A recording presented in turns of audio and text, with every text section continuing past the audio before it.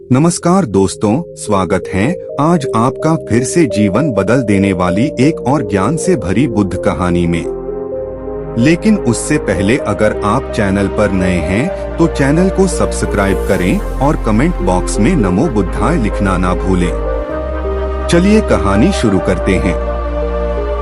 एक समय की बात है, एक लड़का था। वह एक साहूकार के यहाँ काम करता था। उसका गुजारा मुश्किल से चलता था। वह रात को अपने लिए 4 रोटी बनाता और खाता। कई दिन से उसकी एक रोटी कोई चुरा कर ले जाता। एक दिन उसने देखा कि एक मोटा सा चूहा आता है और उसकी रोटी लेकर चला जाता है। उसने उसे रोका और कहा, मैं बड़ी मुश्किल से 4 रोटी कमा पाता हूँ, मैं आगे ही परेशान रहता हूँ, मेरी गरीबी कब दूर होगी और ऊपर से तुम मेरा एक रोटी ले जाते हो। चूहा बोला, मैं तो अपनी किस्मत की खाता हूँ और रही बात तुम्हारी परेशानी की तो उसका हल गौतम बुद्ध ही कर सकते हैं, परंतु वह बहुत दूर रहते हैं। लड़का बोला, अगर वह मेरी मुश्किल हल कर सके तो मैं दूर जाने को भी तैयार हूँ। अपनी समस्या का समाधान पाने के लिए वह साहूकार से कुछ दिनों की छुट्टी लेता है और महात्मा बुद्ध से मिलने के लिए निकल पड़ता है। चलते चलते रात हो जाती है। उसे रात रहने के लिए एक जगह चाहिए थी। उसने पास में ही एक हवेली देखी और हवेली का दरवाजा खटखटाया। हवेली से एक महिला बाहर आती है। वह लड़का उसको बताता है, मुझे महात्मा बुद्ध से मिलने जाना है और रास्ता बहुत लंबा है। क्या मैं यहाँ एक रात के लिए रुक सकता हूँ? हवेली की मालकिन बोली, हाँ तुम रुक सकते हो, लेकिन मेरी एक शर्त है। तुम्हें महात्मा बुद्ध से मेरा एक सवाल पूछना होगा। मेरी बेटी 20 साल की हो गई है पर वह बोलती नहीं है। उनसे पूछना कि वह कब बोलेगी। लड़का बोला, ठीक है, मैं महात्मा बुद्ध से आपके प्रश्न का उत्तर पूछ दूंगा। एक रात वहां रहकर लड़का अगले दिन अपने सफर पर चल पड़ता है। आगे एक पर्वत और दुर्गम रास्ता था। वहां एक जादूगर तपस्या कर रहा था।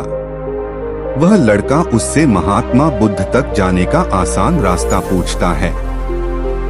जादूगर कहता है कि मैं तुम्हें अपनी जादू की छड़ी से तुमको आगे नदी तक पहुंचा दूंगा, पर तुम्हें मेरा एक प्रश्न महात्मा बुद्ध पूछना होगा। मैं 1000 साल से तपस्या कर रहा हूँ, मैं स्वर्ग कब जाऊंगा? लड़का उसकी बात मान लेता है और जादूगर उसे नदी तक पहुंचा देता है। नदी को पार करते ही बुद्ध का आश्रम था। वहाँ एक बड़ा सा कछुआ था। उस लड़के ने कछुआ से कहा, मुझे महात्मा बुद्ध के आश्रम तक जाना है, मुझे अपनी पीठ पर नदी पार करवा दो। कछुआ बोला, नदी तो मैं पार करवा दूंगा, परंतु तुम्हें महात्मा बुद्ध से मेरा एक प्रश्न पूछना होगा। मैं 500 साल से नदी में हूँ, मैं ड्रैगन कब बनूंगा? लड़का कछुए की बात मान लेता है और वह नदी पार करवा देता है। वह महात्मा बुद्ध के आश्रम पहुँच जाता है। जब वह महात्मा बुद्ध से मिलता है तो कहता है कि मुझे आपसे अपने प्रश्नों के जवाब चाहिए।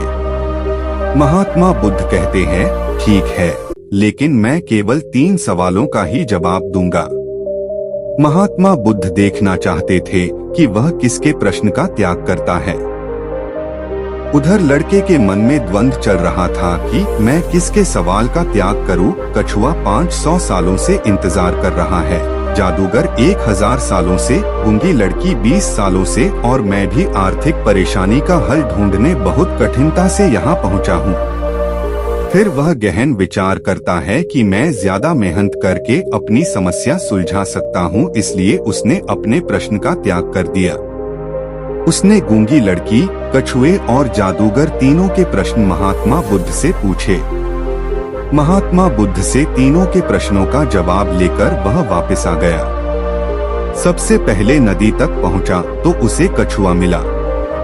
कछुआ ने अपने सवाल का जवाब मांगा। उसने कछुआ से कहा, महात्मा बुद्ध ने कहा है कि जब तुम अपना कवच उतार दोगे तो तुम ड्रैगन बन जाओगे। कछुए के कवच उतारते ही वह ड्रैगन बन गया। उसके कवच से बहुत सारे मोती निकले। कछुआ बोला, यह मोती मेरे किसी काम के नहीं हैं, इसलिए इन्हें तुम इसे ले जाओ। वह लड़का मोती लेकर आगे पहाड़ी पहुंचा। उसे वहां जादूगर मिला। उसने अपने सवाल का जवाब मांगा। लड़के ने जादूगर से कहा, महात्मा बुद्ध के अनुसार तुम अपनी जादू की छड़ी छोड़ते ही स्वर्ग जा सकते हो। वैसा ही हुआ। जादूगर ने जाते जाते लड़के से कहा, यह जादू की छड़ी मेरी किसी काम की नहीं है, इसे तुम ले जाओ। लड़के ने छड़ी ली और आगे चल पड़ा। चलते चलते वह हवेली तक पहुंचा। हवेली की मालकिन ने अपने सवाल का जवाब मांगा। लड़का बोला कि आप अपनी बेटी की शादी करवा दीजिए। वह शादी करते ही बोलने लगेगी। हवेली की मालकिन बोली कि तुम महात्मा बुद्ध से उत्तर लाए हो, इसलिए तुम ही मेरी बेटी से शादी कर लो। लड़के और लड़की ने एक दूसरे को पसंद किया और उनकी शादी कर दी गई। शादी होते ही लड़की बोलने लग पड़ी। इस तरह लड़के ने 3 लोगों की मुश्किलों को देखकर अपने सवाल का त्याग किया। उसे त्याग के फल में मोती के रूप में पैसा, छड़ी के रूप में शक्ति और एक रूपवान पत्नी मिल गई। यह कहानी हमें बताती है कि किसी की मदद के लिए ज्यादा साधनों की जरूरत नहीं होती और त्याग का फल हमेशा मिलता ही है। दोस्तों, उम्मीद करता हूँ आपको इस कहानी से जरूर बहुत कुछ सीखने को मिला होगा। यह कहानी आपको कैसी लगी हमें कमेंट बॉक्स में कमेंट करके जरूर बताएं और साथ ही इस कहानी को अपने दोस्तों के साथ जरूर शेयर करें ताकि उन्हें भी इस कहानी से कुछ सीखने को मिल सके। धन्यवाद।